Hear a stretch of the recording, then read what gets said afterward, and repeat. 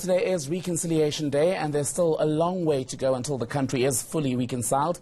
The South African Reconciliation Barometer's latest report speaks to historical legacies and current issues that prevent true reconciliation in the country. Lead author of that report, Elnari Potgieter, joins us now via Skype tonight. Elnari, a very good evening to you, and thank you for your time. So, what is the feeling of South Africans who you were able to speak to about the country and reconciliation?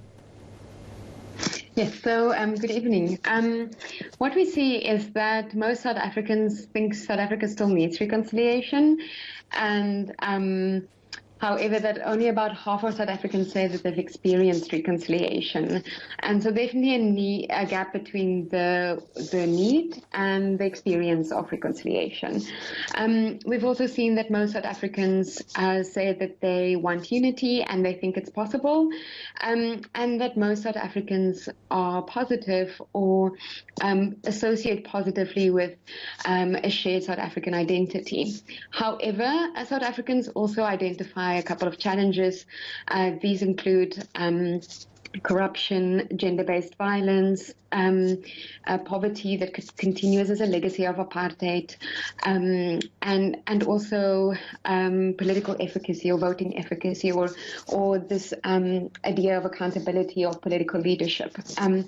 So definitely both strengths that we can work with, but also a couple of challenges that we need to address in order to on the journey of reconciliation as a process. I'm quite interested in the demographic and sample size that you had for this bit of research. Mm-hmm. So the South African Reconciliation Barometer has been running for 16 rounds since 2003, and every year it draws a representative sample of the adult population of South Africa. This year, 2,400 people, and it's a stratified multi-stage cluster sampling design to ensure that we reach a representative sample. And the data has been weighted to ensure that the findings that we derive from our survey is representative on a national level.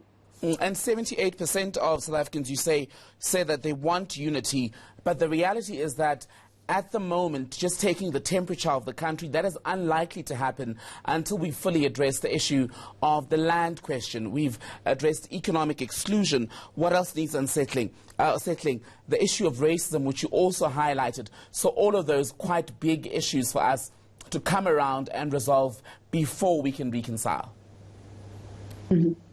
Yes, I very much think that reconciliation is a process that takes place within the country in a certain context. And as society changes, the reconciliation process needs to work with.